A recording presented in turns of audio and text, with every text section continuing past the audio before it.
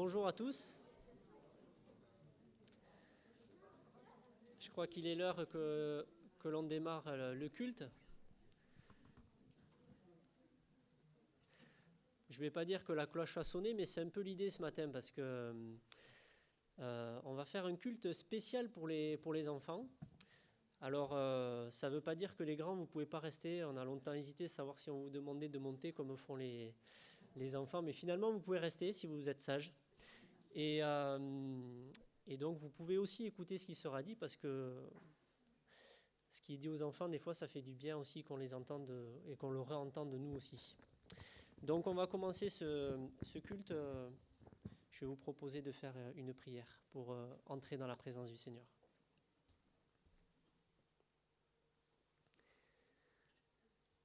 Seigneur notre Dieu, nous voulons ce matin venir dans ta présence, te remercier parce que tu nous as permis de nous réunir tous ensemble ici à l'église et tu vois que nous sommes heureux quand nous sommes ensemble. Nous sommes ta famille, nous sommes tes enfants, nous sommes tes rachetés. Et Seigneur, on veut vraiment te dire combien on est attaché à toi ce matin et on veut t'apporter toute l'offrande de notre cœur, c'est-à-dire notre présence et notre attention auprès de toi. On se rappelle de tout ce que tu as fait pour nous, Seigneur. Tu nous as rachetés à la croix et on peut vraiment avoir cette relation jour après jour avec toi. Tu parles à nos cœurs, tu n'es pas un Dieu éloigné, tu es proche de nous. Et ce matin, on veut tout particulièrement te prier pour les enfants. Merci pour ce moment, ce culte que nous prenons. Nous voulons les intégrer, nous adresser à eux, qu'ils puissent être attentifs et voir combien il est important de te connaître et de te rechercher. Seigneur, merci de conduire tous ces instants, tous ces chants, toutes ces prières, tout cet enseignement qui sera donné. Merci d'ouvrir nos cœurs à ton écoute. Et nous te prions au nom de Jésus-Christ. Amen.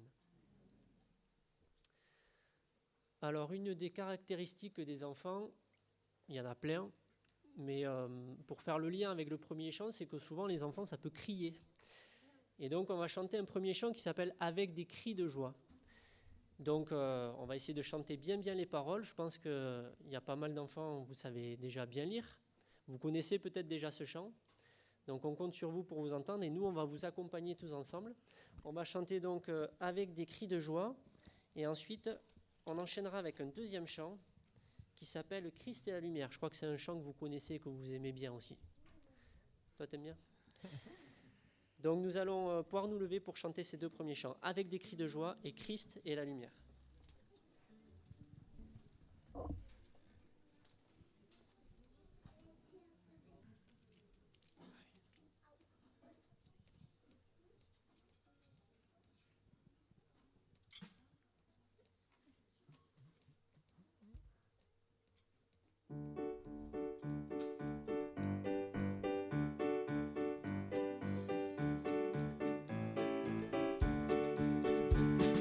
Avec des cris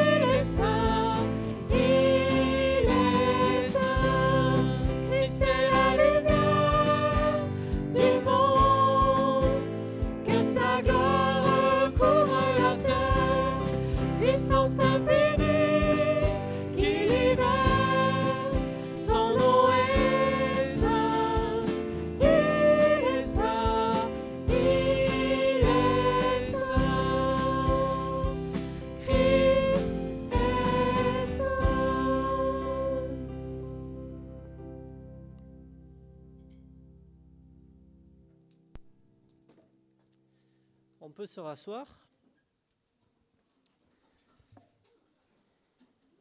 Bon, vous êtes avec nous les enfants, toujours? J'ai vu que ça a bien chanté, ça a bien répété, c'est bien. On va ouvrir la Bible ce matin, on va lire un passage. Dans le livre de Osée, Osée au chapitre 6.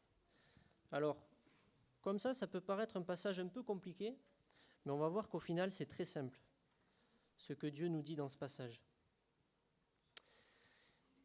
Il est question d'un peuple qui n'avait pas forcément suivi les voies de Dieu, c'est-à-dire qu'on peut dire qu'ils avaient fait comme des bêtises, ils s'étaient écartés de Dieu, et donc ils étaient éloignés, séparés de Dieu, un peu comme quand on est puni de ses parents, que du coup on sent qu'il y a quelque chose qui ne va plus trop et qu'on ne s'entend plus trop avec ses parents.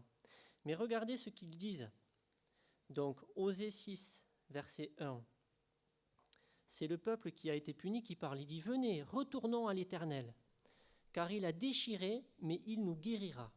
Il a frappé, mais il bandera nos plaies. Il nous rendra la vie dans 2 jours. Le 3e jour, il nous relèvera, et nous vivrons devant lui. Connaissons, cherchons à connaître l'Éternel. Sa venue est aussi certaine que celle de l'aurore. Il viendra pour nous comme la pluie du printemps arrose la terre. » Donc voilà ce passage qui peut être peut-être un peu compliqué pour des enfants, mais on comprend quand même ce qui est dit. Ce peuple-là, il a fait des bêtises, c'est vrai, il est éloigné de Dieu, c'est vrai, mais il a compris une chose, et en ça il a raison, ce peuple, c'est qu'il dit qu'il peut revenir à Dieu et que Dieu l'accueillera. Et ça, c'est vrai.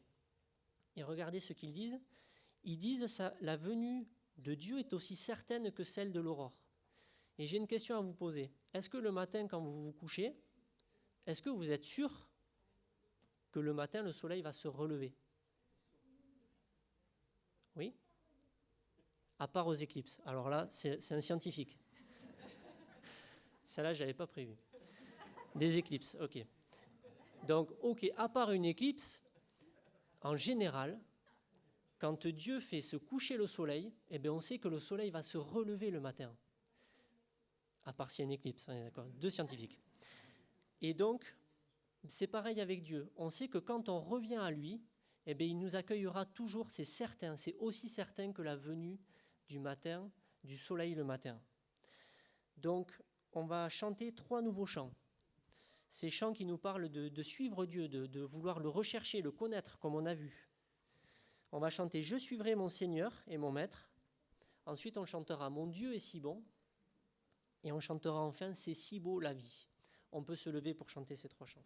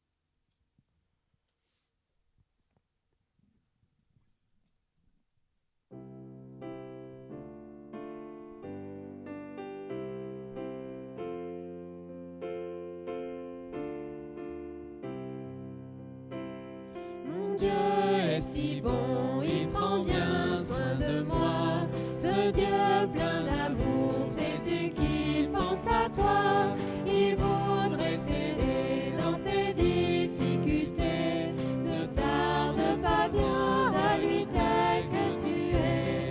Dieu sait si bien ce qui te semble lourd, qui te fait mal, te trouble chaque jour. Il connaît tes chagrins, ta peur du lendemain. Il veut que tout concourt à notre bien. Il dit à jamais, c'est un Dieu tout-puissant. Il te répondra, viens à lui simplement. Quand tout semble noir, triste et désespéré, sais-tu que là-haut tu n'es pas oublié? Dieu sait si bien ce qui te semble lourd, qui te fait mal, te trouble chaque jour. Il connaît tes chagrins, ta peur du lendemain. Il veut que tout concourt à notre bien. Mon Dieu t'aidera, il conduira tes pas. Si tu veux marcher appuyé sur son bras, alors ne crains plus, en lui sois affermi. Il accomplira tout ce qu'il a promis. Dieu sait si bien ce qui te semble lourd, qui te fait mal, te trouble chaque jour. Il connaît tes chagrins, ta peur du lendemain. Il veut que tout concourt à notre bien. Faut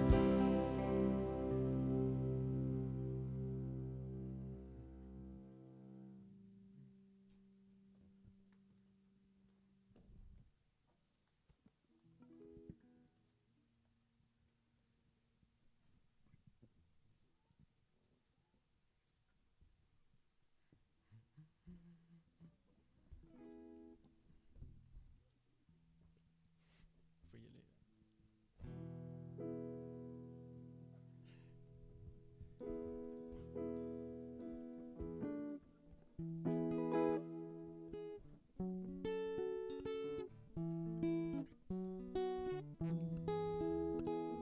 Je marche Les yeux toujours tournés vers toi. Je marche les yeux toujours tournés vers toi. C'est bien suffisant pour rayonner de joie. Cette joie du ciel qu'ailleurs on ne trouve pas. Et si un nuage vient à passer entre nous deux, tu es tout puissant pour faire revenir le ciel bleu. Je marche les yeux toujours tournés vers toi. C'est beau la vie quand on la vit par la foi. C'est si beau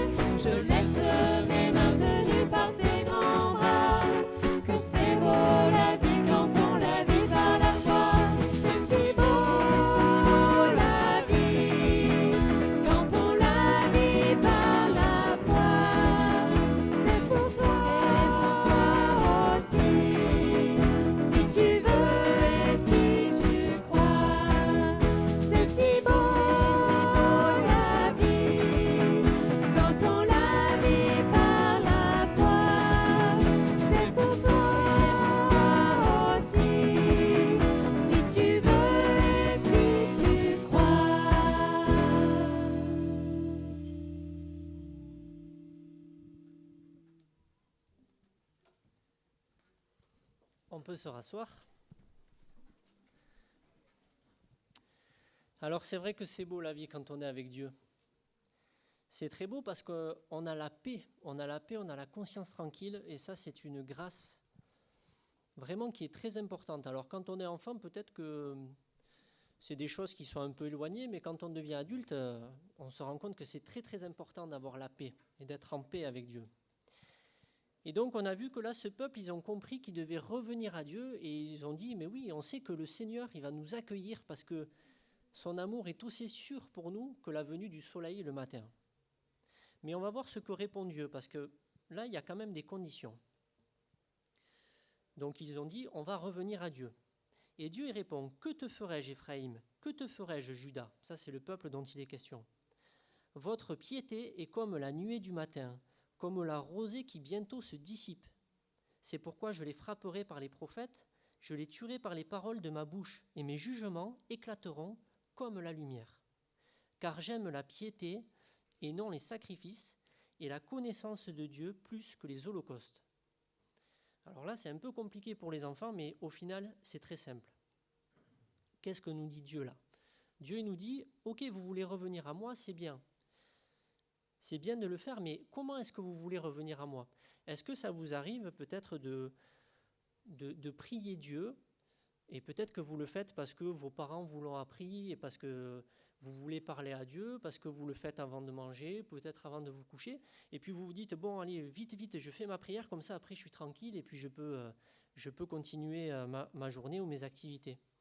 Mais là, c'était un peu ça qu'ils ont dit, le peuple. Ils ont dit, bon, alors on va faire ça, on va faire des sacrifices, on va faire bien ce que veut Dieu, ce que Dieu veut, et du coup, on va revenir à lui. Mais Dieu, il dit, attention, ce que vous faites pour essayer de vous rapprocher de moi, ce n'est pas important. Ce que je veux, c'est que vous le fassiez avec sincérité. Quand vos parents vous demandent de faire quelque chose, d'obéir, ben, vous pouvez le faire en rechignant et finalement le faire, mais vous pouvez aussi le faire en comprenant que en fait, si vous le demandez, c'est que c'est important de le faire et que c'est important de leur obéir et d'être agréable à vos parents. Mais là, c'est pareil. Avec Dieu, quand on vient à Dieu, on sait qu'il nous accueillera toujours, mais il faut vraiment venir avec honnêteté. Il faut vraiment pas le faire comme si on cherchait à atteindre quelque chose, mais vraiment en comprenant que Dieu il nous aime et que Dieu il veut notre bien. Et on peut lire d'ailleurs à la fin du livre d'Osée, parce qu'on voit que Dieu a finalement, effectivement, le peuple a compris. Et on voit donc dans Osée 14, verset 4, où Dieu dit, en parlant de ce peuple qui est revenu à lui, « Je réparerai leur infidélité, j'aurai pour eux un amour sincère, car ma colère s'est détournée d'eux. Je serai comme la rosée pour Israël, il fleurira comme le lys, et il poussera des racines comme le Liban, ses rameaux s'étendront, etc., etc. » Et là, on voit que Dieu a pardonné au peuple parce que le peuple est revenu avec sincérité auprès de lui. Donc voilà, ces deux petites choses qu'on pouvait voir ce matin dans le passage d'Osée, et on va voir après que Jacques va nous amener le message, et je pense que vous aurez d'autres choses à apprendre. Mais ce que je voulais juste vous montrer, c'est qu'on peut toujours revenir à Dieu, quoi qu'il arrive. On peut toujours revenir à Dieu, il nous accueillera toujours. Mais quand on revient à lui, il faut le faire vraiment avec sincérité. D'accord ? Et je vous propose de chanter, avant de laisser la place à Jacques, qui nous montrera une vidéo plus, qui aussi va nous parler de la Bible, on va chanter ces deux chants, Sola Gratia et Une flamme en moi. Je vois des poings qui se lèvent, je pense qu'ils sont contents. On peut se lever.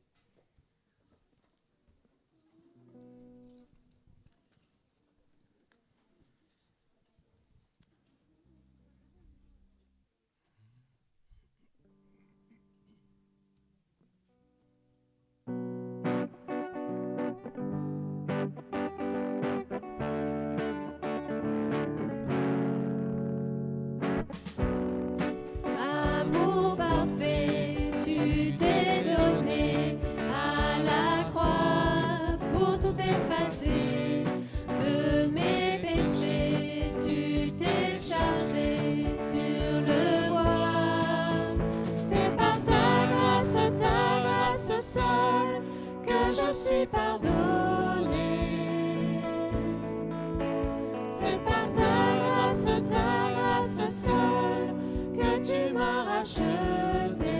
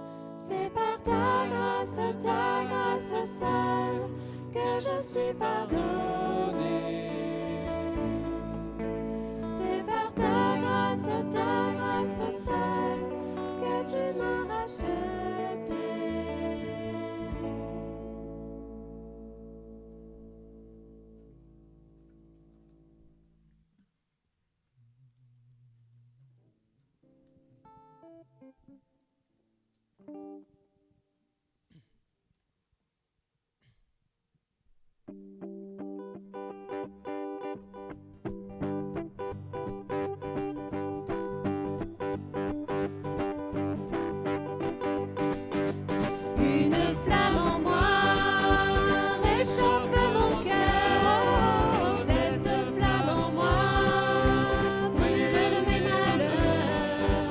Je sens qu'elle est là,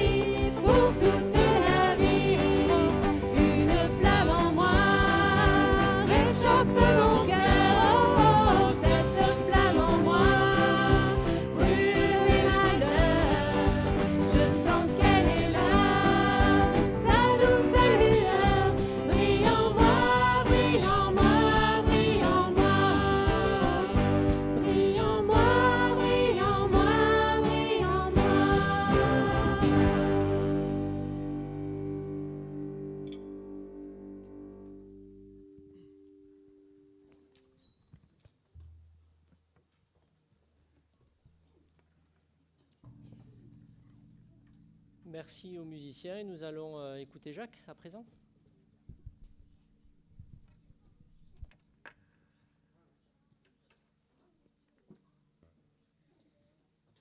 Bonjour à vous tous. Salut les enfants. Ouais, vous avez vu aujourd'hui j'ai mis la chemise. Je ne suis pas déguisé en Captain Jack. Je ne suis pas déguisé en Denis de Koh-Lanta. Bon, ouais, je compte sur vous les enfants ce matin. J'ai des belles choses à vous raconter. Bonjour les grands enfants. Vous avez vu, il y a quand même beaucoup de grands enfants aujourd'hui. On en a beaucoup avec nous aujourd'hui. C'est vrai que j'ai pour l'habitude d'être juste avec ces enfants, ensemble. Et c'est un vrai challenge aujourd'hui, de parler aux enfants et en même temps aux grands-enfants. Et pour commencer ce culte, oui, c'est des grands-enfants. Tu sais que moi, j'étais à ta place avant. Et j'ai grandi, je suis là maintenant. Tu vois ? Avant de démarrer, on a prévu quelque chose. J'ai demandé à mon assistante de faire une vidéo. À votre avis, qui est mon assistante ? C'est ma mère. Donc, c'est ma femme. Donc, Josie vous a préparé une petite vidéo. Par contre, je compte sur vous. Écoutez-moi bien. Je compte sur vous pour bien écouter la vidéo. Parce qu'après, je vais vous poser des questions. OK ? Allez. Je vous dis à tout de suite après la vidéo.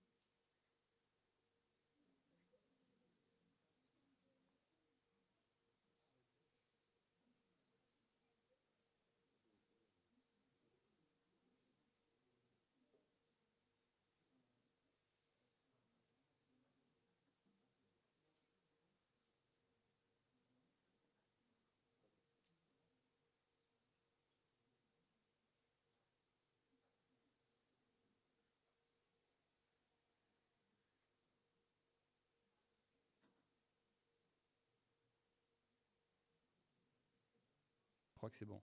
Allez, on est parti.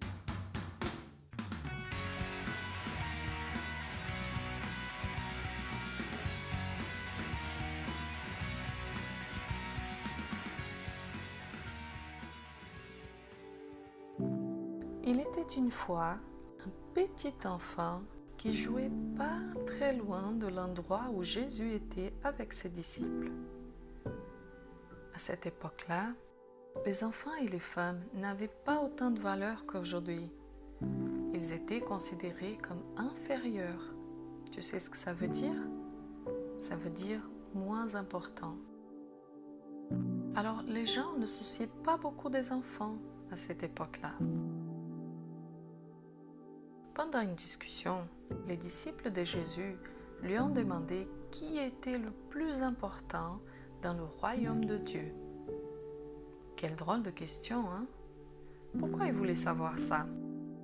C'est à cause de quelque chose qui s'appelle l'orgueil. Être orgueilleux, c'est quand on veut être meilleur que les autres. Ou encore, quand on se trouve meilleur que les autres.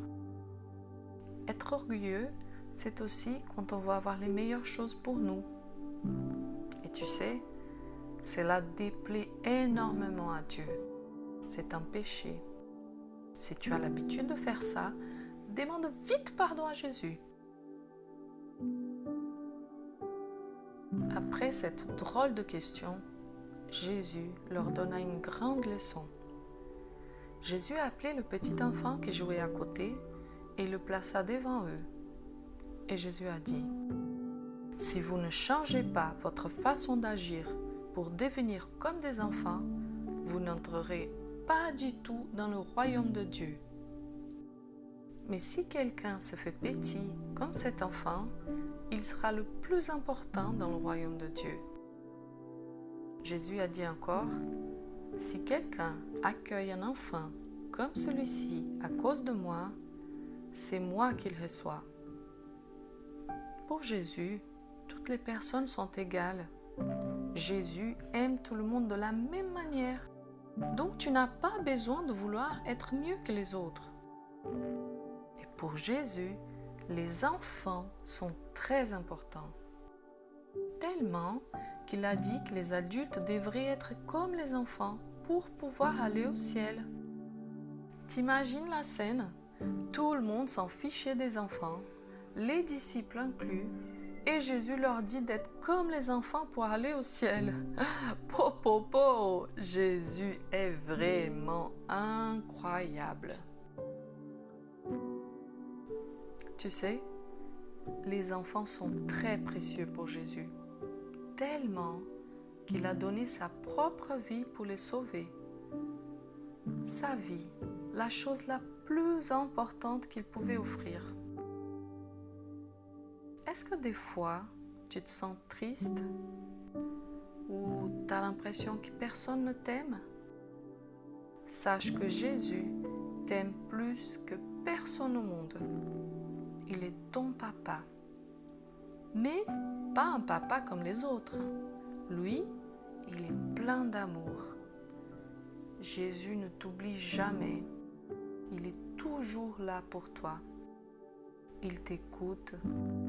Il prend soin de toi. Il veille sur toi. Et Jésus voit toujours ce qu'il y a de meilleur en toi. Et Jésus croit en toi. Et tu sais ce que Jésus a dit encore au sujet des enfants? Il a dit que la personne qui empêcherait un enfant de venir à Jésus, ça serait mieux pour lui qu'on lui attache une pierre autour du cou et qu'on le jette à la mer. Quel mot dur! Jésus était en train de dire qu'il se fâcherait très fort avec les personnes qui empêchent les enfants de rencontrer Jésus. Jésus aime tellement les enfants qu'il n'aime pas du tout quand quelqu'un fait du mal à un enfant. Donc, ne laisse jamais personne te dire que tu ne vaux rien, ou que tu es bête, ou que tu es moche. Ne laisse personne dire que tu ne fais rien de bien. Si les personnes te rejettent, n'oublie pas que le seul avis qui compte, c'est celui de Jésus. Et pour Jésus, tu es merveilleux. Et moi, je crois que tu feras des grandes choses pour lui. Amen. Parlons à Jésus. Seigneur, merci pour l'importance que tu donnes aux enfants. Merci pour ce que tu as fait à chacun d'entre eux. Je te prie maintenant pour les adultes, qui puissent amener les enfants à Jésus comme tu as ordonné dans la Bible. Et je te prie pour cet enfant qui entend cette histoire, que tu lui bénisses où qu'il soit. Au nom de Jésus, Amen.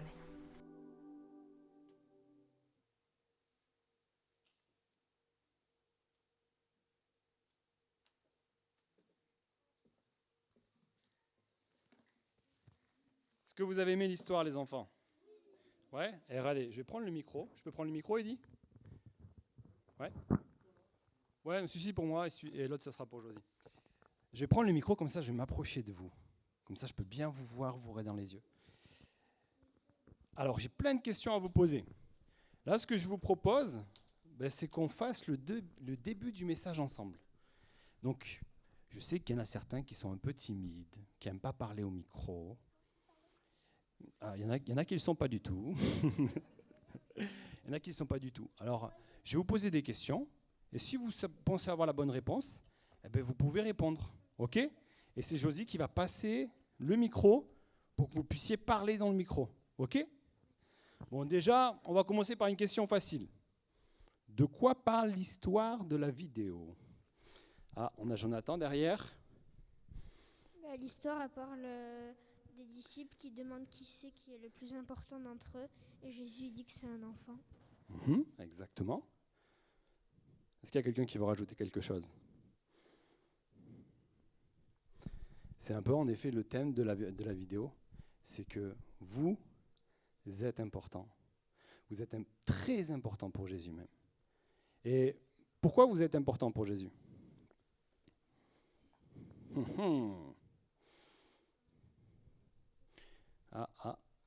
J'ai dit, c'est une question largement plus dure. Ah ouais, là on monte de level. T'as passé le premier niveau, et là on est au deuxième maintenant.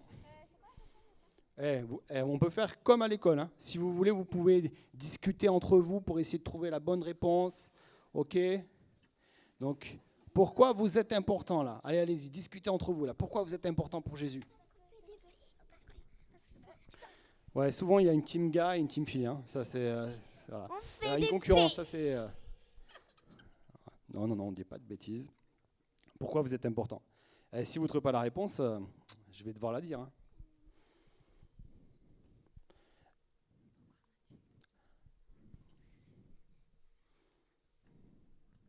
Qu'est-ce que Jésus désire pour vous ? Je vais vous aider un petit peu. Qu'est-ce que Jésus désire pour vous ? On a une réponse ici. Notre bien. Votre bien, exactement. Une autre réponse derrière. Josie ? Il désire qu'on ne soit pas rejeté. Exactement, il désire que vous ne soyez pas rejetés. Et en premier, avant tout ça, qu'est-ce qui est le plus important pour Jésus ? Jonathan ? Il veut qu'on accède à son royaume. Exactement. Il veut vous rencontrer. Il veut vous rencontrer chacun individuellement. Là. Il veut vous rencontrer ensemble, mais surtout, il veut vous rencontrer tous individuellement. Il veut en fait que vous ayez une relation avec lui. Comme Jonathan l'a dit, qu'on accepte à son royaume. C'est-à-dire qu'on l'accepte dans notre cœur. Ah oui, je pose une autre question. Mais vous êtes aussi important pour Dieu, parce qu'il désire même plus que ça. Il désire vous utiliser. Est-ce que vous connaissez dans la Bible des enfants qui ont été utilisés par Dieu ? Ah, on en a un ici là, voyons, attention. Daniel. Est-ce qu'il y a quelqu'un d'autre qui veut répondre ? Jonathan ? Jésus, à un moment donné, il a été enfant, et du coup, il a été utilisé par Dieu. Oh, c'est une bonne réponse. Ok, Jonathan, vous voyez, c'est le plus grand, il est toujours au top dans les réponses. Est-ce qu'il y a quelqu'un qui veut répondre ?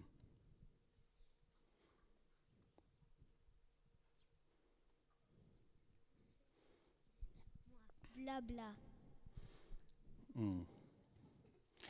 Alors, il y en a plein. Je vais vous donner un exemple. Et je suis sûr que vous connaissez tous cette histoire. Qui c'est qui connaît l'histoire des 3 pains et des 2 poissons ? Oh, ah ben là, il y a tout le monde qui la connaît. Qu'est-ce qui s'est passé avec cette histoire ?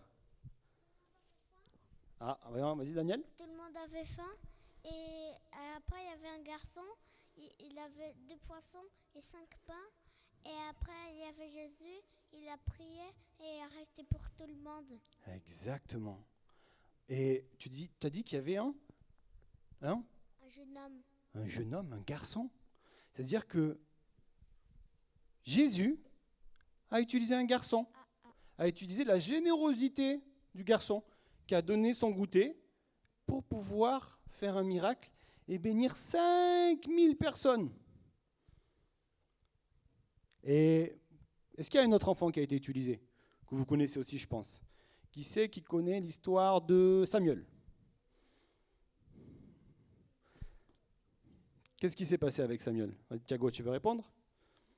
Non?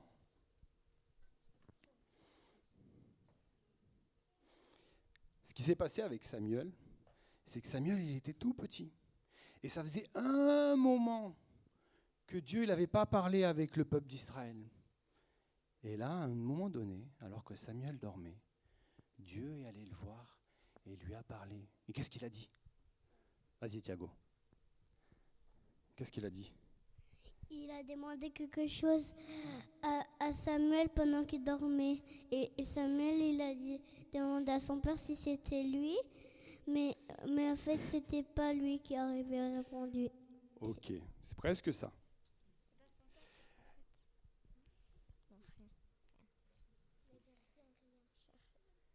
Samuel, Dieu l'a appelé, il appelait Samuel, Samuel, Samuel. Et après, il lui a transmis un message pour qu'il puisse le répéter. Et après, Samuel, il a grandi. Et bien, pendant des années, Dieu a parlé à Samuel pour qu'il parle au peuple de Dieu. Vous voyez, Dieu a aussi utilisé un enfant. Il y a un autre enfant, mais là, je pense que celui-ci, peut-être que vous ne le connaissez pas. Le roi Josias. Ah ben oui, mais toi, c'est ton papy. Mais je ne parle pas de ton papy. Hein. Mathilde. Il était roi quand il était tout petit, quand il était roi. Il était roi quand il était tout petit, exactement. Et celui-ci, il faut connaître Josias, hein, pour le savoir. Hein. C'est exactement ça. Le roi Josias, il était roi à 8 ans. Vous imaginez? Il a été roi pendant 31 ans. Et vous savez ce que Dieu a dit sur le roi Josias? Qu'il n'y aura pas d'autre roi après et avant comme le roi Josias. Parce qu'il aimait tellement Dieu, il avait un cœur qui était dévoué pour Dieu. Il a fait plein de bonnes choses pour Dieu. Vous voyez? Et quand il a commencé, il avait 8 ans. Donc Dieu désire aussi vous utiliser. Vous voyez, ce n'est pas parce que vous êtes enfant. Dieu désire vous utiliser également. Il désire vous rencontrer et il désire vous utiliser. Et d'ailleurs, on va peut-être mettre le verset de Matthieu, si on peut l'afficher juste, parce que j'ai des enfants ici qui lisent très bien. Il faut le savoir. Ah ben voilà, il y en a un qui lève la main tout de suite. Donc tu vas pouvoir lire le verset qui s'affiche. Est-ce que tu arrives à lire depuis ici? Oui. Alors, on lui a amené des petits enfants afin qu'il leur impose les mains et prie pour eux. Mais les disciples les repoussèrent. Ok. Et Jésus dit, laissez les petits enfants et ne les empêchez pas de venir à moi, car le royaume des cieux est pour ceux qui leur ressemblent. Intéressant. On va garder ce verset-là. Et on va voir si vous avez compris le verset. Est-ce que les adultes ont laissé les petits-enfants venir là? C'est facile, une question facile. Oui. Est-ce qu'ils ont laissé du premier coup? Oui. Ben non, c'est Jésus qui a dit non. Laissez-les venir, laissez-les venir. Et après, il termine par le royaume des cieux est pour ceux qui leur ressemblent. Ça veut dire quoi? Comment il faut être pour entrer dans le royaume de Dieu? Vas-y, Jonathan. Il faut devenir enfant. Il faut devenir enfant. Bon, là, ça va être compliqué pour moi. Par exemple, comment je peux faire pour redevenir enfant? De cette taille comme ça, là, je me mets. Et là, ça y est? Ah, j'arrête de manger de la soupe. Moi, j'aimerais bien que tu arrêter de manger de la soupe. Hein. J'aimerais bien manger autre chose que de la soupe. Hein. Alors, c'est pas ça. Est-ce qu'il y a quelqu'un qui a une autre réponse? Jonathan. Il faut se rabaisser spirituellement, comprendre qu'on est moins que... Je vous ai dit, il est très spirituel, cet enfant. Hein. C'est exactement ça. Il faut se rabaisser spirituellement, il faut avoir le cœur d'un enfant, tout simplement. Vous savez, nous les adultes, des fois, moi je ne veux pas croire en Dieu parce que je crois en autre chose, c'est pas prouvé scientifiquement. Des fois, l'adulte est un peu orgueilleux. Et il met plein de raisons pour ne pas croire en Dieu. Ou alors, il manque d'humilité. Ou des fois, on a besoin de lui montrer. Il veut voir. Alors qu'un enfant, mais bien souvent, il a le cœur attentif, prêt à écouter. Et Jésus nous appelle à ça. Jésus nous appelle à être prompt à l'écouter. Et là, je parle à nous, adultes. Ayons un cœur d'enfant. Et je vais vous poser une dernière question. Et en fonction de vos réponses, après, je vais parler aux adultes. Qu'est-ce que vous en pensez? Ah non, mais après, t'inquiète pas, hein, tu pourras parler. Hein. Pas de problème. Hein. Alors, la dernière question, c'est, on peut voir dans ce verset-là que les adultes ont empêché les enfants de venir. Il a dit, laissez-les venir à moi. Alors, comment les adultes peuvent vous aider à venir à Jésus? Vas-y, Émile. On s'achète une Bible. Ils achètent une Bible? C'est une bonne question. Et une fois qu'ils l'ont achetée? À nous lire des histoires de la Bible. À nous lire des histoires de la Bible. C'est une bonne réponse. Est-ce qu'il y a quelqu'un d'autre qui a une autre idée? Il y a plusieurs bonnes réponses. Hein? À nous parler de Jésus. Ah, de vous parler de Jésus, c'est une très bonne réponse aussi. Des jouets de Jésus. Des jouets de Jésus. Ok, papa et maman? Des jouets pour ici. Hein? De nous amener à l'église. J'ai pas entendu. De nous amener à l'église. De vous amener à l'église, exactement. Est-ce qu'il y a autre chose que vous pensez? De nous enseigner la bonne nouvelle. De vous enseigner la bonne nouvelle. De comprendre ce qui est écrit dans la Bible. De comprendre ce qui est écrit dans la Bible. C'est vrai. Parce que si on vous enseigne et que vous ne Louer comprenez pas. Jésus.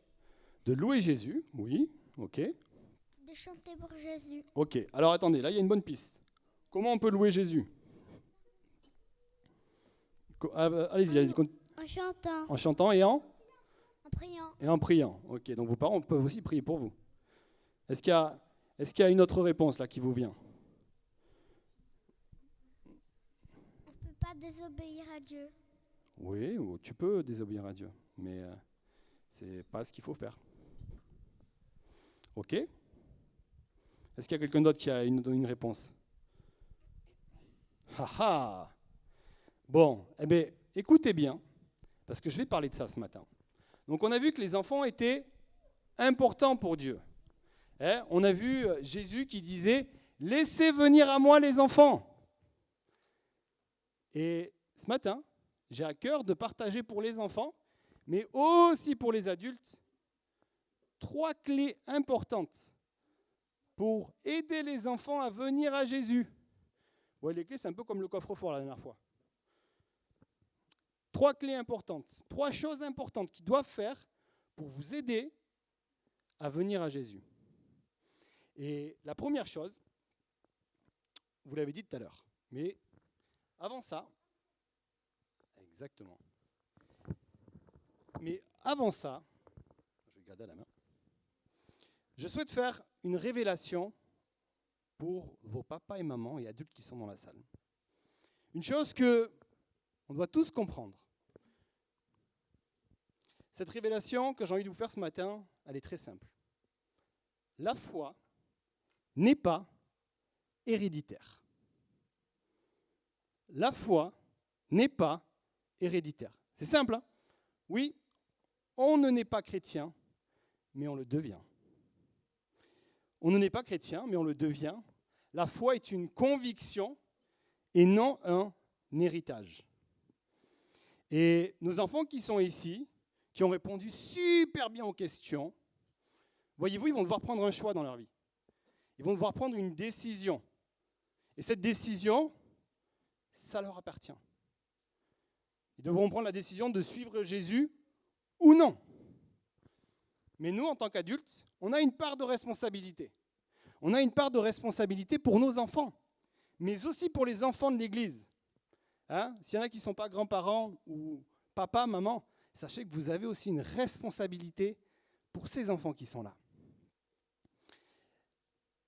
La Bible nous parle que nous, parents, que moi, Jacques, papa de ce petit garçon, Thiago, j'ai une responsabilité vis-à-vis de lui.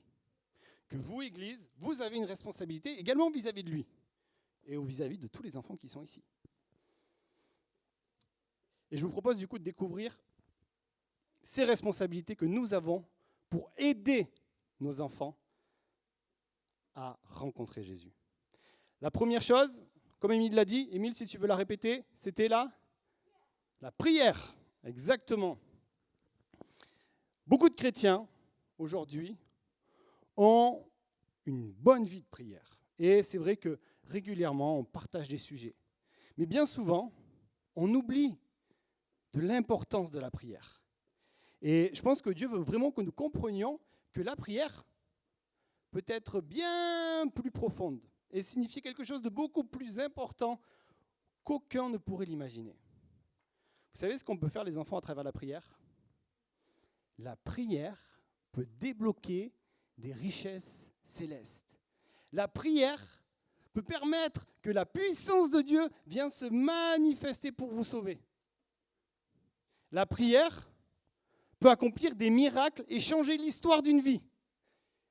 La prière peut conduire à être en harmonie avec Dieu, qui est tout-puissant, afin que nous puissions expérimenter davantage ses richesses, sa sagesse, ses bénédictions. Et surtout, ta prière peut changer la vie de ton enfant. Je propose de prendre un passage qui se trouve dans le psaume 126. C'est un passage que j'ai découvert, ou du moins que j'ai redécouvert en préparant ce message.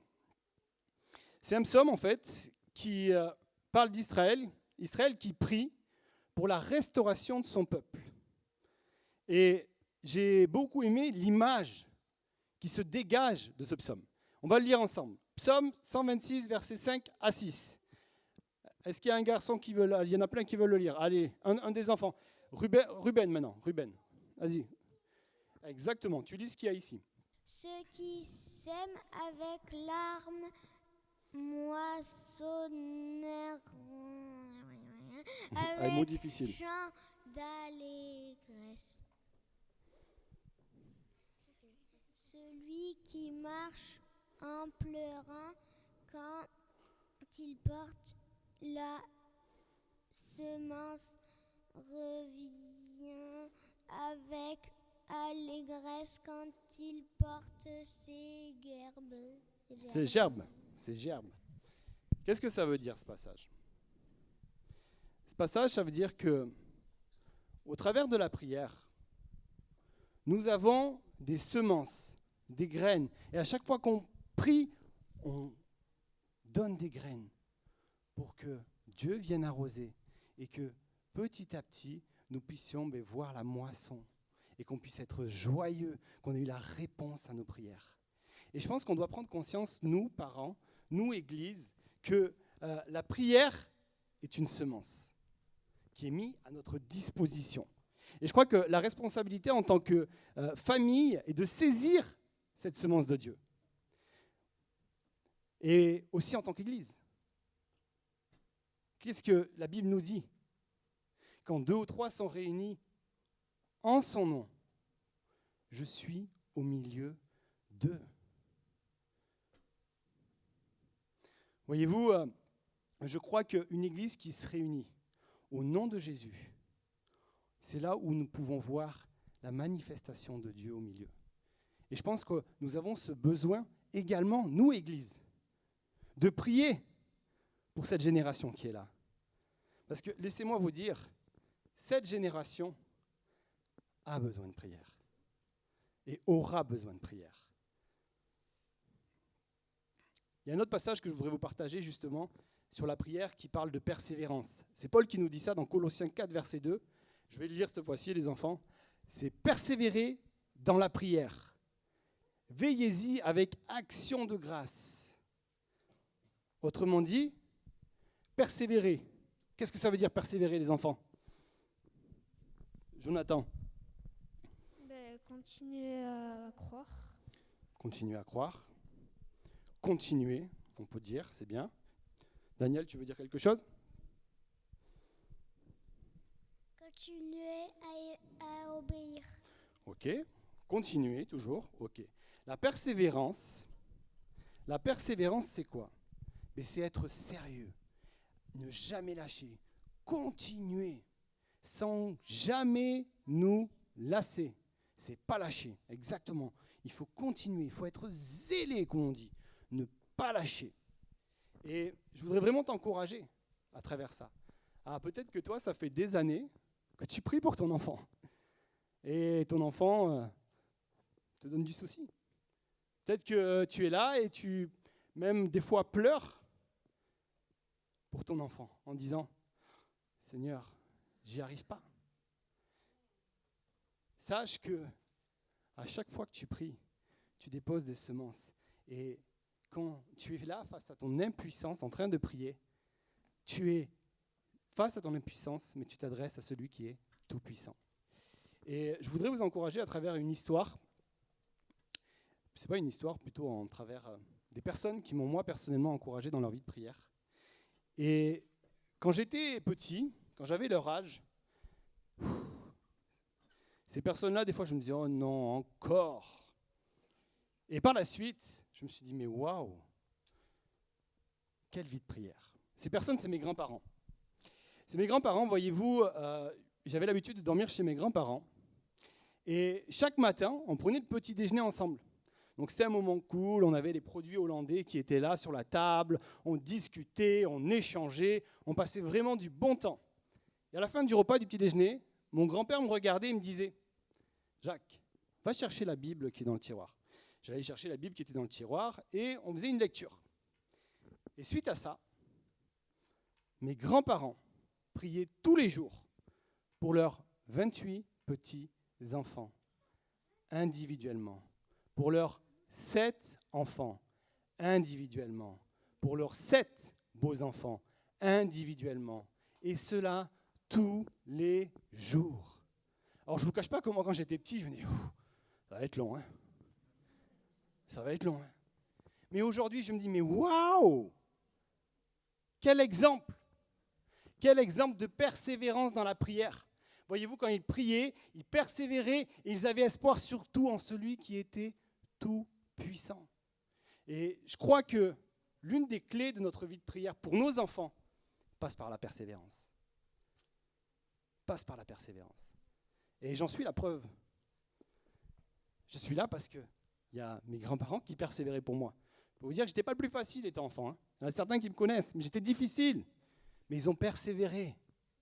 Ils ont persévéré à prier pour moi. Et je sais que ce n'est pas facile tous les jours de prendre ce temps dans la prière. Vous savez, à l'inverse de mes grands-parents, aujourd'hui, le dimanche matin, moi, c'est une course-poursuite. Et pourtant, j'ai qu'un garçon. Bon, j'ai une femme. Ça a son importance quand même. Il faut quand même le préciser. Ça a son importance. Mais c'est une course-poursuite pour ne pas être en retard à l'église. Et je pense que nous devons prendre ce temps pour nos enfants, avec nos enfants, si nous voulons voir nos enfants aller à Jésus. C'est notre responsabilité. La deuxième clé que j'ai envie de vous partager, elle se trouve dans Deutéronome 6, versets 5 à 7. Deutéronome 6, versets 5 à 7. On va faire lire Jonathan maintenant. Tu aimeras l'Éternel, ton Dieu, de tout ton cœur, de toute ton âme et de toute ta force. Et ces commandements que je te donne aujourd'hui seront dans ton cœur. Tu les inculqueras à tes enfants et tu en parleras quand tu seras dans ta maison, quand tu iras en voyage, quand tu te coucheras et quand tu te lèveras. Le contexte de ce passage est très simple. C'est Dieu qui a établi une alliance avec son peuple et il va du coup indiquer toute une conduite à suivre. Et juste après cela, il va arriver par le point culminant. C'est Jésus qui nous dit, c'est le commandement le plus important. Il dit, tu aimeras le Seigneur ton Dieu de tout ton cœur, de toute ton âme et de toute ta force. Et tout de suite après, qu'est-ce qu'ils nous disent? Il nous invite à le répéter à nos enfants. Chez nous, sur la route, tout le temps, partout et tout le temps. Et d'ailleurs, les enfants l'ont bien compris, c'est la première chose qu'ils ont dit. Qu'est-ce que les parents peuvent faire pour vous aider à aller à Jésus? Ils ont dit quoi? Lire la Bible. Bon, non, en plus, ils ont fait dans l'ordre. Ils ont dit acheter la Bible. C'est vrai, ils ont raison, c'est la première chose à faire. La deuxième chose, c'était de lire la Bible. Nous enseigner des choses sur Jésus. Et ils l'ont compris.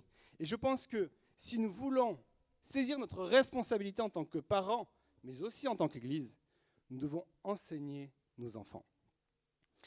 Et la chose intéressante dans ce passage, c'est ce mot, inculquer.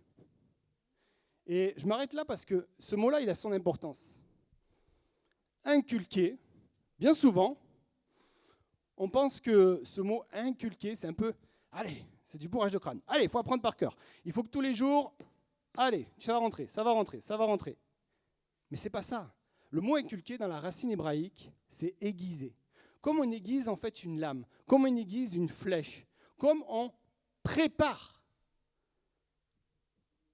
un couteau, comme on prépare une flèche pour être armé. Voyez-vous, ce mot-là, inculquer, veut dire préparer en enseignant.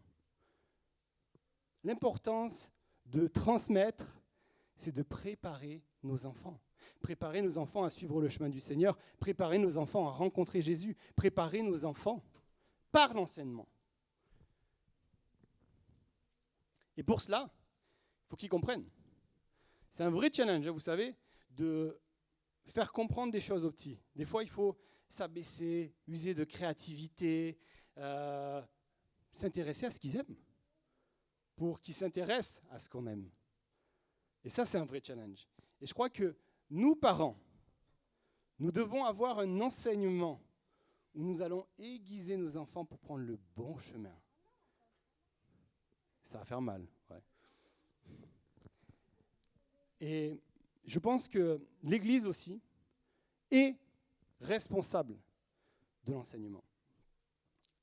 Et c'est pour ça qu'aujourd'hui, je tiens d'ailleurs à honorer tous les moniteurs. Dimanche après dimanche, on a des moniteurs qui sont là, qui préparent des leçons, qui passent du temps, des fois à découper, à faire du collage. Des fois, il y a des choses extraordinaires qui arrivent. Et tout ça, ça prend du temps. Parce qu'ils veulent tout simplement pouvoir enseigner les enfants qui sont ici, dans un but bien précis, que ces enfants acceptent Jésus dans leur cœur et qu'ils puissent avancer dans leur foi. L'enseignement est une clé si tu veux laisser venir ton enfant à Jésus. Et je voudrais t'encourager à travers un autre verset qui se trouve dans Proverbe 22, verset 6. Proverbe 22, verset 6. Est-ce qu'il y a quelqu'un d'autre qui veut lire ? Là, derrière toi, Béatrice.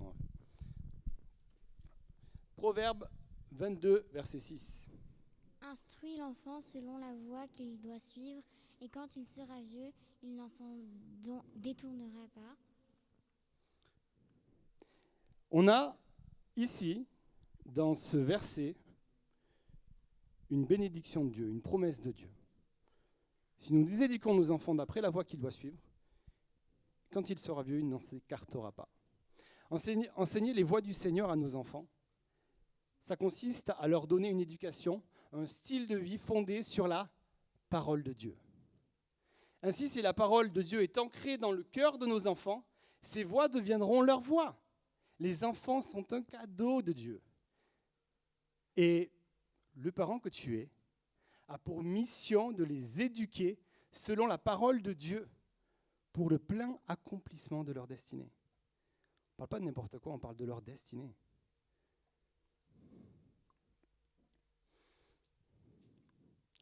Et d'ailleurs, on peut voir que l'Église a son importance. Et je voulais vous partager ce verset-là, qui se trouve dans Actes 18, verset 8, où on peut voir justement que lors de la première Église, il y a des enfants qui sont venus se rajouter à l'Église. Il y a des enfants qui sont venus accepter Jésus dans leur cœur. Actes 18, verset 8, je vais le lire. Cependant, Crispus, le chef de la synagogue, crut au Seigneur avec toute sa famille. Et plusieurs Corinthiens qui avaient entendu Paul crurent aussi et furent baptisés. Crut au Seigneur avec toute sa famille. Et voyez-vous, pour que nos enfants acceptent Jésus, il faut les enseigner. Et c'est aussi la responsabilité de l'Église. Si on veut voir nos enfants grandir dans cette Église, être l'Église de demain, il faut leur enseigner. D'ailleurs, à ce propos, il y a une chose souvent qu'on entend, l'Église de demain. Et je pense que nos enfants sont, oui, l'Église de demain, et j'espère que tous les enfants qui sont ici seront comme moi plus tard. Ils vont grandir, et ils serviront dans l'Église, et ils seront là, et ils seront l'Église de demain. Mais ce que ce passage veut nous dire, c'est pas que les enfants sont l'Église de demain, c'est que les enfants sont l'Église d'aujourd'hui. Et ça, c'est important de le comprendre. Si vous voulez que vos enfants soient l'église de demain, il faut qu'ils soient l'église d'aujourd'hui. Parce que s'ils ne sont pas l'église d'aujourd'hui, ils ne seront pas l'église de demain. Et pour ça, ça passe par l'enseignement. Ça passe par l'importance des enfants. Comme on l'a dit, les enfants sont importants. Vous êtes importants, les enfants. Et les enfants, d'ailleurs, on peut le voir dans la Bible, on a des enfants qui louent Dieu une fois qu'ils ont accepté Jésus. On a des enfants, il y a une petite histoire d'ailleurs d'une amie qui a passé par une période très difficile. C'était relativement compliqué pour elle et elle fut vraiment prise d'angoisse et de douleur, sans arriver à se calmer. Et alors son petit garçon de 7 ans, voyant sa maman dans cet état, s'est approché et a commencé à prier pour elle. Et alors, la mère était tellement étonnée, elle fut surtout étonnée comment sa prière était précise. Comment c'était très précis. Il priait vraiment pour les angoisses de sa maman. Et alors, les angoisses sont disparues. Et Dieu a utilisé cet enfant. Et c'est ça l'église d'aujourd'hui. Moi, je suis ravi, vous savez, quand je vois des enfants qui ont déjà donné leur vie à Jésus, qui sont derrière en train de faire la sonorisation. Parce que c'est ça aussi l'église d'aujourd'hui. Qui sont derrière en train de faire les chants. C'est ça l'église d'aujourd'hui. Et je pense qu'on doit aussi prendre conscience de la place de l'enfant dans l'église. La troisième clé que j'ai envie de vous laisser ce matin, c'est la suite du passage de Deutéronome 6, versets 5 à 7. Alors je vais relire les 5 à 7 et après je vais laisser la parole pour les 2 derniers versets. D'accord ? Tu aimeras l'Éternel ton Dieu de tout ton cœur, de toute ton âme et de toute ta force. Et ces commandements que je te donne aujourd'hui seront dans ton cœur. Tu les inculqueras à tes enfants et tu en parleras quand tu seras dans ta maison, quand tu iras en voyage, quand tu te coucheras et quand tu te lèveras. Et la suite de ce passage nous dit quoi ? Tu les liras comme un signe sur tes mains et ils seront comme des frontaux dans tes yeux. Israël ne doit pas oublier son Dieu. Tu les écriras sur les poteaux de ta maison et sur les portes. Ces 2 derniers versets mettent en avant l'importance que l'enseignement de Dieu soit visible comme un témoignage. Dieu est en train de donner ses commandements. Et il va terminer en disant, c'est important qu'il soit visible aux yeux des autres. Et une des clés pour aider nos enfants, pour laisser nos enfants venir à Jésus, c'est que nous soyons des témoignages vivants pour nos enfants. C'est que nous soyons des modèles, des lumières pour nos enfants. Il n'y a rien de pire que quelqu'un qui enseigne et son comportement, sa façon d'être, dit tout le contraire. Jésus dit dans Jean 8, verset 12, est-ce que quelqu'un veut lire Jean 8, verset 12. Allez, ici ça n'a pas lu. Émile, il veut tout le temps lire. Jean 8, verset 12. Jésus leur parlera de nouveau et dit « Je suis la lumière du monde. Celui qui me suit ne marchera pas dans les ténèbres, mais il aura la lumière de la vie. » Jésus est la lumière du monde. Jésus nous éclaire. Et il dira aussi que nous sommes la lumière du monde. Et nous avons la responsabilité que dans nos vies, Jésus soit reflété. Nous devons être des témoins, des lumières dans notre enseignement et pour nos enfants. Vous savez, il y a une étude en 1990, c'est une étude d'Harvard, de la célèbre université d'Harvard, qui a été faite. Elle a été une étude approfondie. Ils ont essayé de déterminer la manière la plus efficace de transformer les vies. Et l'étude a montré une chose. Malgré toutes les techniques sophistiquées que nous avons, aussi bien avec le marketing, avec les publicités commerciales, la meilleure façon de transformer les vies, c'est la puissance de l'exemple. C'est être un modèle. Ce que j'ai trouvé intéressant dans cette étude, c'est que ils ont trouvé ça en 1990, alors que Jésus nous l'avait dit 2000 ans avant. L'importance d'être une lumière, l'importance du témoignage, d'être un témoignage vivant pour nos enfants. Vous savez, nos enfants là qui sont ici, ils nous observent. Et d'ailleurs, je ne sais pas si ça vous est déjà arrivé en regardant les enfants, de voir des traits de personnalité des adultes. Moi, des fois, je rigole quand je regarde mon fils. Vous savez, mon fils, c'est quelqu'un qui est très taquin, qui aime bien rigoler, qui aime bien parler, qui aime les gens. À votre avis, ça vient de qui, ça? De ma femme, c'est clair. Vous voyez, mon fils observe son papa. Il voit, ah, papa, il fait des blagues. Ah, je vais faire des blagues. Ah, papa, il aime bien parler avec les gens. Ah, je vais parler avec les gens. L'influence que nous avons en tant qu'adultes sur les enfants est importante. Et laissez-moi vous dire que l'Église a aussi une influence sur les enfants. Timothée va recevoir ceci de Paul. Paul va lui dire, Timothée, sois un modèle pour les fidèles.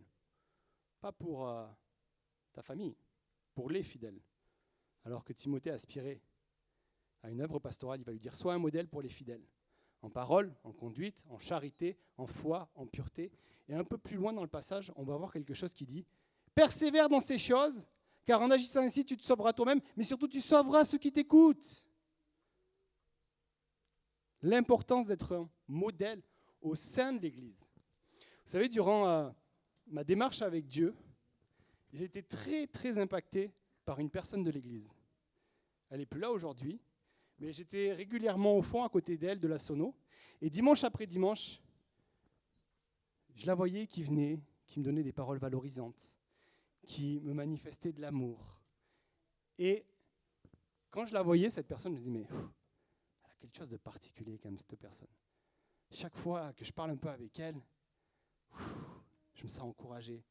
Je me sens, j'ai envie d'aller plus loin avec Dieu. Quand je vois comment elle se comporte avec moi, l'attention qu'elle me donne, j'ai envie d'aller plus loin avec elle. Et je pense qu'on a vraiment besoin de prendre conscience que l'enseignement de la parole de Dieu va de pair avec ça.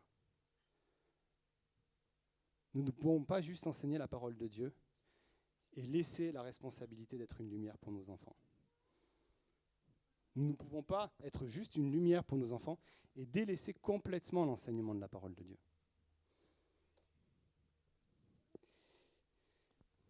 C'est une clé essentielle. Et pour terminer, j'aimerais vous raconter une histoire. C'est une histoire que j'ai entendue, qui ne vient pas de moi, mais que j'ai trouvée fort intéressante et qui illustrait parfaitement ceci. C'est une histoire de 3 pères, de 3 papas. 3 papas qui avaient une mission particulière, les enfants. Cette mission, c'était de présenter leur fils à Dieu. Et voyez-vous, pour cela, les papas devaient parcourir un chemin où il y avait une vallée, une montagne, passer une rivière, et par la suite, tout en haut de la montagne, Dieu était là pour rencontrer leurs enfants. Et Dieu avait donné une date précise pour que les pères puissent amener leur fils.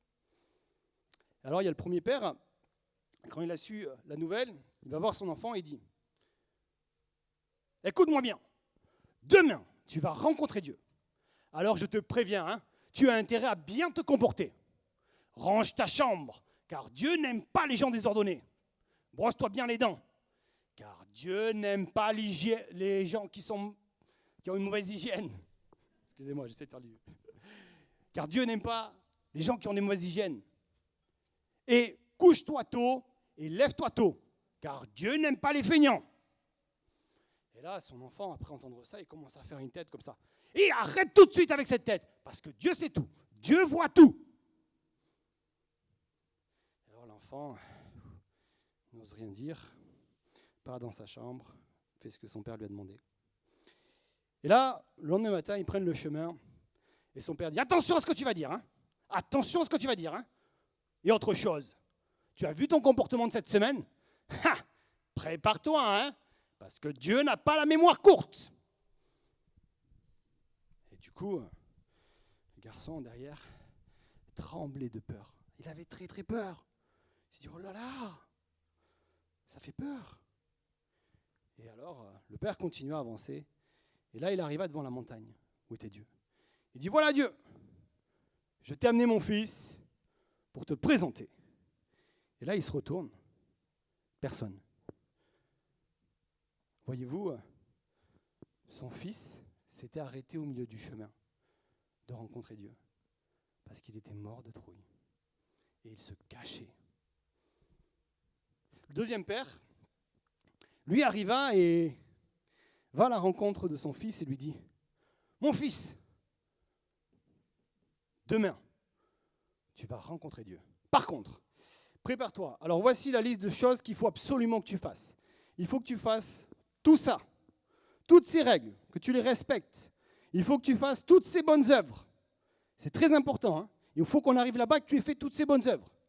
D'accord ? Fais bien tous ces rituels, etc. » Et là, le fils dit « Ok. » Bon, il prend la liste et là, il va travailler dur pour faire toutes ces bonnes choses, pour faire toutes ces bonnes œuvres.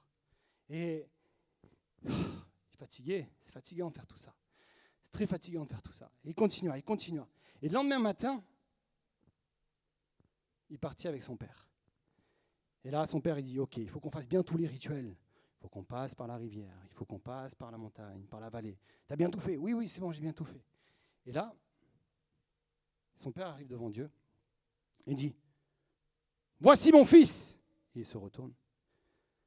Personne. Le fils était un peu plus loin derrière, en train de dormir. Il était fatigué parce qu'il a couru à faire plein de bonnes choses, à faire plein de rituels pour pouvoir rencontrer Dieu. Et malheureusement, le moment où il devait rencontrer Dieu, il dormait. Troisième père, lui, quand il reçut la bonne nouvelle, la nouvelle que son fils allait pouvoir voir Dieu, il courra à la maison, il rencontra son fils, il fait « Mon fils, prépare-toi, car tu vas recevoir le plus beau des cadeaux. Oh, c'est merveilleux, tu vas avoir le privilège de rencontrer mon sauveur. Tu sais, il a changé complètement la vie de papa.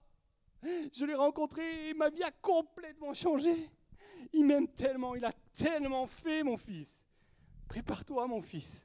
Tu vas vivre le moment le plus important de ta vie. » Et alors le père commence à s'asseoir avec son fils à table. Et là, pendant des heures et des heures, il va passer du temps avec son fils, à lui raconter comment Dieu a changé sa vie, à lui raconter comment Dieu l'aime. Il va commencer à prendre la Bible, il dit « Attends, j'ai quelque chose à te raconter, regarde ce que Jésus a fait, comment c'est fabuleux, regarde cette histoire. » Et là, tu vois, il a pris cet enfant, et il a pris ses poissons et ses pains, et il a donné à manger à 5000 personnes. Mais c'est merveilleux, t'imagines ? Et tu vas rencontrer cette personne demain. Attends, regarde ce qu'il a fait. Il est venu ici sur terre. Jésus est venu. Il est né enfant. Et il a donné sa vie pour toi. Il a donné sa vie pour toi, pour tous les péchés, toutes les choses mauvaises que tu as fait. Jésus les a pris à la croix pour toi parce qu'il t'aime. Il est ressuscité et il a payé le prix pour toi. Et là, du coup, le père continue et il est content. Et au moment d'aller se coucher, c'est l'heure de se coucher, il dit, bon, allez mon fils, c'est le moment d'aller se coucher. Parce que demain, c'est un jour merveilleux. Et là, il lui dit, prépare-toi, plus qu'un dodo. Et au moment de coucher son fils, il va prier avec son fils et il va remercier Dieu et remettre son fils entre les mains de Dieu, parce qu'il aura un chemin difficile à traverser, un chemin qui est étroit, un chemin où il y aura des difficultés, où ça ne sera pas facile. Et du coup, il prie pour son fils. Il dit, maintenant mon fils, il est maintenant l'heure de te coucher. Et le garçon va dormir, et le lendemain matin, il se réveille, il va sur le lit de papa, il saute sur papa, il dit, c'est aujourd'hui, allez, on est parti. Et là, du coup, ils partent. Et là, ils commencent à prendre le chemin. Et quand ils arrivent dans la vallée, son père commence à lire la Bible, à proclamer des versets. Et alors, il commence à monter, à arriver sur la montagne. Son père commence à chanter des louanges, à remercier Dieu. Et là, ils arrivent devant Dieu. Et son père dit, Dieu, je voudrais te présenter mon fils qui souhaite te rencontrer. Et là, il se retourne. Personne. Et au moment où il se retourne vers Dieu, il voit son fils accroché dans les bras de Dieu. Il était tellement anxieux de le rencontrer. Et voyez-vous, c'est une histoire. Mais je crois que nous devons être passionnés par Jésus pour être passionnants pour nos enfants. Comme je vous l'ai dit, si je suis ici devant vous, c'est parce que j'ai des personnes que j'ai rencontrées. J'ai grandi dans une famille chrétienne avec des parents qui étaient passionnés. J'avais un père, le matin, tous les matins, il était là dans son bureau, en train de lire sa Bible, en train de prier. Et il sortait de son bureau, il sifflait, il chantait. J'avais honte des fois. Il m'a mis dans son camion jaune, parce que même les fenêtres ouvertes, il continuait à louer Dieu. Mais il vivait un moment particulier. Il était passionné par Dieu. J'avais des grands-parents qui priaient avec persévérance. J'ai eu des moniteurs. Pascal, Christine, Béatrice, Christian, Popette, Georges, excusez-moi pour les intimes, qui ont pris du temps chaque semaine à découper des petites choses qui vont coller, à étudier, juste pour avoir le désir que je rencontre Jésus, juste pour avoir le désir que j'avance dans ma foi chrétienne. Nous devons voir ces enfants aujourd'hui comme une responsabilité que nous avons. J'aimerais bien que, juste peut-être les enfants, si vous pouvez vous lever, si vous voulez bien vous lever, qu'on vous voie bien. Donc voici les enfants que nous avons dans l'église. Il y en a même d'autres là-bas. Levez-vous les autres. Je vois Paul, Voilà les enfants qu'on a dans l'église. Vous voyez tous les enfants qu'on a dans l'église? Ils sont tous enfants sans Josias. Hein. Josias n'est pas enfant. Ça, c'est notre responsabilité, messieurs, dames. Tous les enfants qui sont ici, c'est la responsabilité des parents, mais de l'église. Et maintenant, j'aimerais demander, les enfants, vous pouvez vous baisser, et je voudrais demander aux moniteurs de se lever également.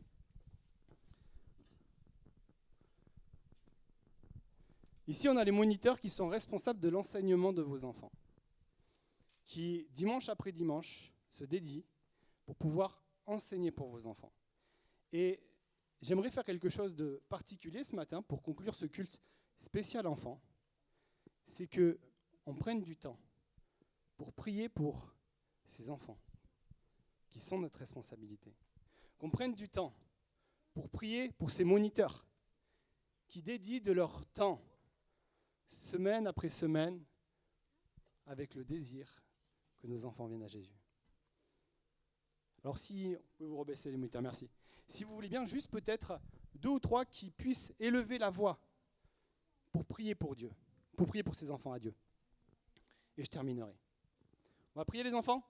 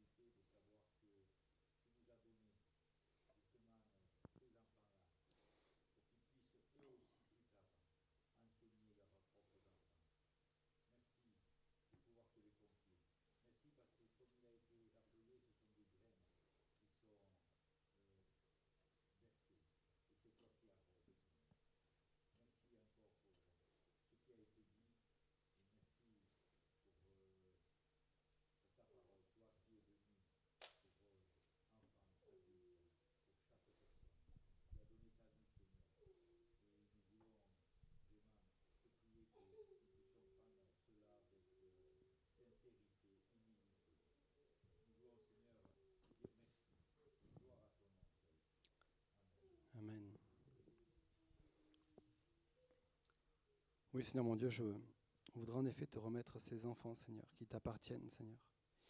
Je voudrais particulièrement que tu nous aides, Seigneur, à être des adultes qui vont mettre à disposition tous les moyens pour pouvoir laisser ces enfants venir à toi. Je voudrais particulièrement te mettre le cœur de chaque enfant qui est ici présent, Seigneur, que tu puisses toucher leur cœur, que tu puisses en effet les rencontrer, que tu puisses les aider dans leur apprentissage de la foi chrétienne, pour ceux qui sont déjà avec toi. Je te demande vraiment de nous responsabiliser, nous, Église, nous, parents, nous, grands-parents, à prier pour nos enfants, à enseigner nos enfants et à être des témoins pour eux. Seigneur, merci pour le privilège que tu nous donnes de nous donner ces enfants.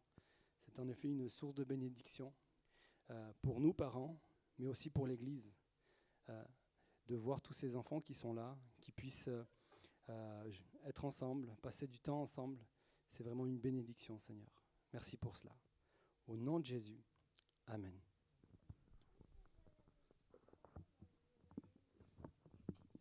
Et merci aux enfants, quand même, qui ont été bien. Ils ont bien répondu.